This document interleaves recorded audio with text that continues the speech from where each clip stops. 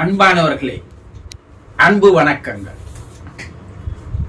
இன்றைய நாள் உங்களுக்கு நல்ல நாளாக, சந்தோஷமான நாளாக, ஆனந்தமான நாளாக அமையட்டும். எந்த பிரச்சனைகள் வந்தாலும் அதை சமாளிக்கக்கூடிய தைரியத்தையும் மனப்பக்குவத்தையும் மன வலிமையையும் எல்லாம் வல்ல இறைவன் உங்களுக்கு அருளட்டும்.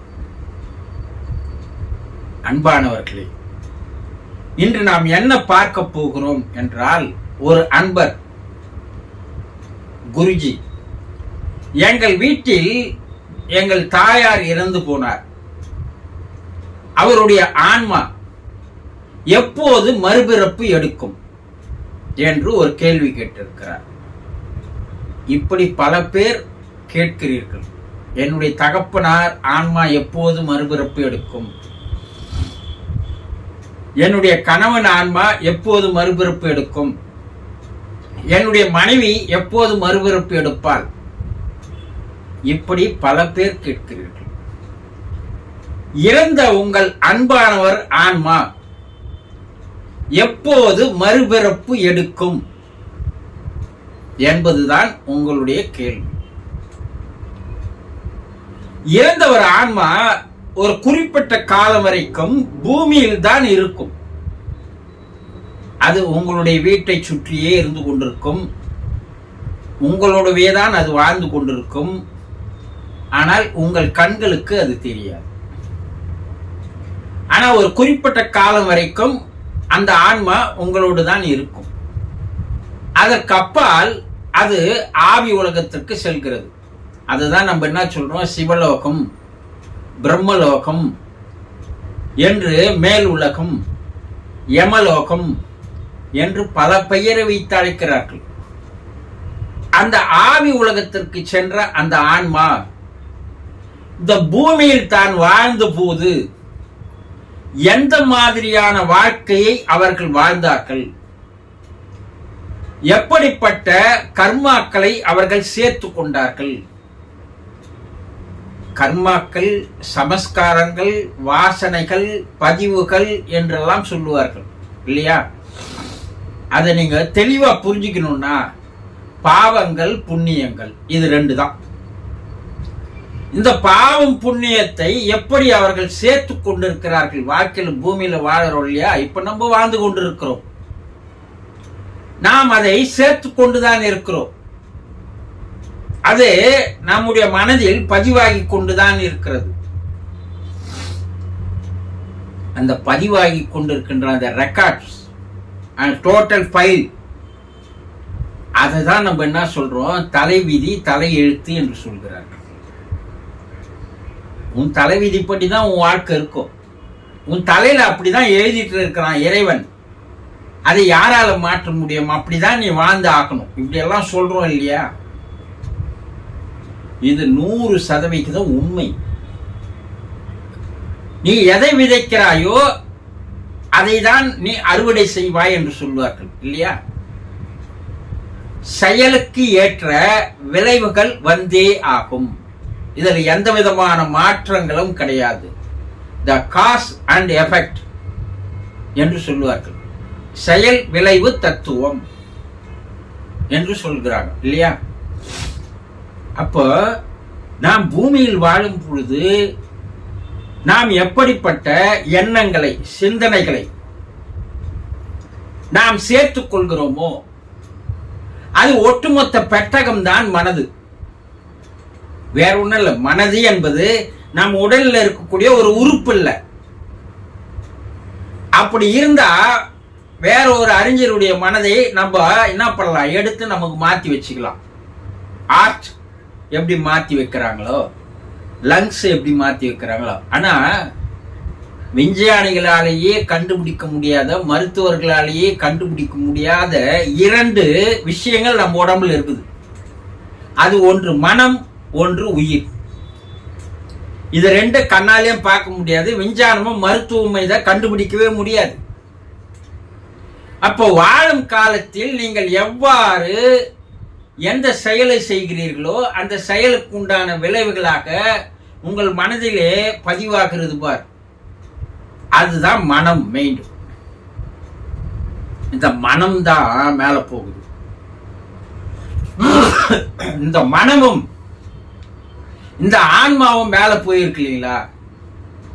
அந்த மனதில் இருக்கின்ற அந்த ஃபைல் ரெக்கார்டுக்கு தகுந்தவாறு போல் அவர்களுக்கு அங்கே வாழ்க்கையானது தரப்படுகிறது. அந்த வாழ்க்கையை அவர்கள் வாழும் காலம் வரைக்கும் வாழ்ந்து முடிக்க வேண்டும். அதற்கப்பால் தான் அவர்களுக்கு மறுபிறப்பானது தரப்படுகிறது. அது அவர்கள் தீமைகளை அதிகமாக செய்திருந்தால், பாவங்களை அதிகமாக செய்திருந்தால், அங்கு அவர்களுக்கு இருள் உலகிலே வாழ்க்கையானது தரப்படுகிறது. அதை தான் நம் முன்னோர்கள் நரகம் என்று சொன்னார்கள். நல்லதையே செய்து, நல்லதையே வாழ்ந்து, நல்லதையே சிந்தித்து வாழ்ந்திருந்தால் அந்த ரெக்கார்டுக்கு புண்ணியம் என்று பெயர்.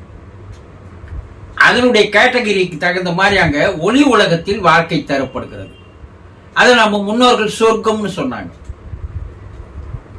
அப்போ அந்த இடத்தில் அவர்கள் தன்னுடைய பதிவுகளுக்கு ஏற்றார் போல், தன்னுடைய கணக்கிற்கு ஏற்றார் போல், எண்ணிக்கைக்கு ஏற்றார் போல் அங்கே அவர்கள் வாழ்நாட்கள் தரப்படுகிறது. பின்புதான் அவர்களுக்கு மறுபிறப்பானது தரப்படுகிறது. இதுல இன்னொரு விஷயம் என்னன்னா, அதிகமான பாவங்களை செய்திருக்கிறார்கள் என்றால் ஒரு குறிப்பிட்ட காலத்திற்குள் அவர்களுக்கு உடனே மறுபிறப்பு தரப்படுகிறது என்றும் கூறுகிறார்கள். என்னன்னா, மறுபிறப்பு எடுப்பதே ஒரு தண்டனை தான். ஆன்மீக ரீதியாக மனிதன் மறுபிறப்பு மறுபிறப்பு மறுபிறப்பு என்ற பிறவி சக்கரத்திலே, அந்த சுழற்சியிலேயே வந்து கொண்டிருப்பது என்பது ஒரு மாபெரும் தண்டனை என்று சித்தர்கள் கூறுகிறார்கள். சித்தர் என்ன சொல்றாரு? எத்தனை தாயின் வயிற்றில் நான் பிறப்பேன். இந்த பூமியில பல தாய் வயிற்றில் நான் பிறந்து பிறந்து பிறந்து அல்லல் பட்டு விட்டேன். என்னை உன்னிடம் சேர்த்துக்கொள், எனக்கு மறுபிறப்பு தராதே என்றுதான் சித்தர்கள் எல்லாம் வேண்டுகிறார்கள். அப்ப அதிகமான தீமை செய்தவர்களுக்கு ஒரு குறிப்பிட்ட ஆண்டுகளுக்குள் அவர்களுக்கு உண்டான தண்டனைகள் தரப்பட்டு அவர்களுக்கு உடனேயே மறுபிறப்பு தரப்படுகிறது. ஆனா அந்த மறுபிறப்பு தண்டனை எப்படி நம்ம சொல்றோம்னா, இந்த பிறவியில் அவன் வாழ்ந்த வாழ்க்கையை விட அடுத்த பிறப்பில் அவனுக்கு மிக மோசமான வாழ்க்கை தரப்படுகிறது. இப்ப ஆயுள் பூரா அவன் அந்த வறுமையிலே மோசமான வாழ்க்கையிலேயே அவன் வாழ வேண்டிய சூழ்நிலை அவனுக்கு தரப்படுகிறது. சரி, புண்ணியங்களே செய்து அதிகமாக ஒளி உலகத்திற்கு போகிறவர்கள், ஆனா அவர்களுக்கு மறுபிறப்பு எடுப்பதற்கு கால தாமதம் ஏற்படுகிறது என்று கூறுகிறார்கள், ஆராய்ச்சியாளர்கள் கூறுகிறார்கள். ஏன்? அவர்களுக்கு அடுத்த பிறப்பு தந்தால் இந்த பிறப்பில் வாழ்ந்த வாழ்க்கையை கூட ஒரு உயர்ந்த வாழ்க்கை, உன்னதமான வாழ்க்கை, ஒரு புனிதமான வாழ்க்கை, தெய்வீகமான வாழ்க்கையை அவர்களுக்கு தர வேண்டும் என்பதற்காக அதற்கு உண்டான தாய் தகப்பனை தேர்ந்தெடுப்பதற்கு அந்த இறையாற்றல் சில காலங்களை எடுத்துக் கொள்கிறது என்று சொல்கிறார்கள். புத்தனுடைய வாழ்க்கை வரலாற்றிலே அவனுடைய போன பிறப்பிற்கும் இந்த பிறப்பு சித்தார்த்தனாக வந்து பிறப்பதற்கும் இடைப்பட்ட காலங்கள், அவன் அந்த பிறப்பு எடுப்பதற்கு 800 ஆண்டுகள் ஆனது என்று தம்ம பதத்திலே கூறப்பட்டிருக்கிறது. 800 வருஷமா? ஆமா, அதற்கு அவர் என்ன விளக்கம் கொடுக்கிறாருன்னா, 36 குணங்கள் இருக்கக்கூடிய தாய் வேண்டும், 36 குணங்கள் இருக்கக்கூடிய தந்தை வேண்டும். இருவரும் 36 குணங்கள் இருக்கின்ற தாய் தந்தையை தேர்ந்தெடுப்பதற்கு இறையாற்றலுக்கு இத்தனை ஆண்டுகள் ஆனது. அப்படி ஏன் தேர்ந்தெடுக்கணும் அப்படின்னா, அடுத்த பிறப்பு நான் அவதாரமாக இந்த பூமியில் வர வேண்டும் என்பது இறைவனுடைய நியதி. இந்த பிறப்போடு என்னுடைய பிறப்பு முடிந்து விடுகிறது, நான் இறைவனோடு போய் சேர்ந்து விடுகிறேன். அதுதான் மோட்சம், விடுதலை, வீடு பேறு, சிவகதி என்று பல பெயர் வைத்து அழைப்பது. இப்ப புத்தன் அவதாரமா வந்ததுக்கு உண்டான காலதாமதம் இவ்வளவு.